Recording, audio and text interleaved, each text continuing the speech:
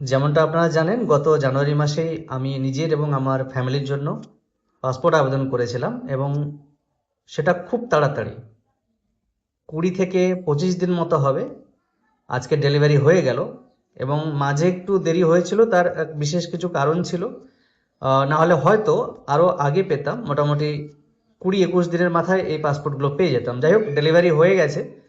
এবার যে জিনিসটা আপনাদের বলতে চাই, যে যদি আপনাদের পাসপোর্ট করার ইচ্ছে থাকে, তাহলে অবশ্যই আগে দেখে নেবেন যে আপনার যে ডকুমেন্টগুলো আছে, আপনার বয়স হিসেবে যে ডকুমেন্টগুলো প্রয়োজন, সেগুলোর কোথাও নিজের নাম, নিজের বয়স এবং বাবার নাম এবং ঠিকানা, এই প্রত্যেকটা জিনিস ঠিক আছে কিনা।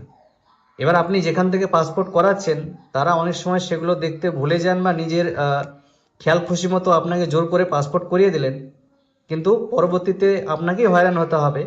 হয়তো আপনার কাগজটা আরপিওতে গিয়ে আটকে যাবে এবং তারপর যে ইনসাফিসিয়েন্ট ডকুমেন্টের কারণে আপনার সেই কাগজটা আটকে গেছে বা যে মিস্টেকের কারণে, মিসম্যাচের কারণে আপনাকে সেটা সংশোধন করে তারপরেই সেই আরপিওতে ভিজিট করলে তবেই আপনার সেই পাসপোর্টটা ইস্যু হবে। তাই আপনাদের পরামর্শ দেব, আপনারা আগে কাগজ ঠিক করুন। সেটা 2 মাস লাগুক, 3 মাস লাগুক, 6 মাস বা 1 বছর লাগুক, তারপর পাসপোর্ট করুন, স্মুথলি পাসপোর্ট হবে।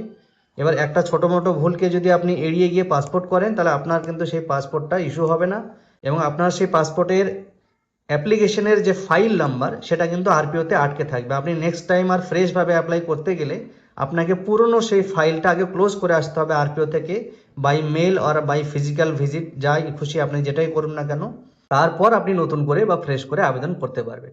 তাই চেষ্টা করবেন আবেদনের আগে নিজের সমস্ত নথি ঠিকঠাক আছে কিনা দেখে নেবেন, তারপর পাসপোর্ট আবেদন করবেন। তাহলে অবশ্যই আপনাদের পাসপোর্ট ইস্যু হবে এবং কোনো ঝঞ্ঝাট ঝামেলা ছাড়াই ইস্যু হবে।